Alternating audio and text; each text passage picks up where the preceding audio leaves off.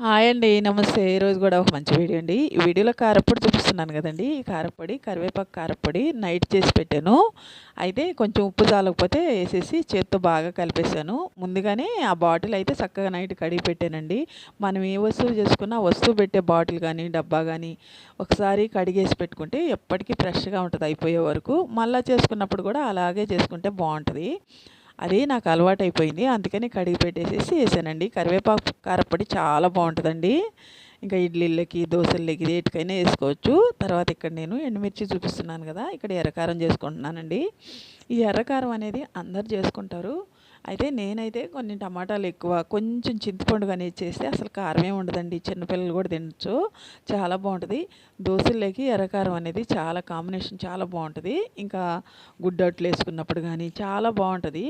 నేనైతే ఇలా చేసి పక్కకు పెట్టేసుకున్నానండి. ఈరోజు దోసలేసుకుంటున్నాను. ఇంకా మా ఊరు సైడ్ అయితే ఈ దోసల పిండి అనేది గూడా అసల అప్పట్లో రుబ్బుకునేవాళ్ళండి. మినపప్పు రుబ్బి బియ్యపు పిండి కలిపేవాళ్ళు. నేను అది గూడా ఒకరోజు చూపిస్తాను.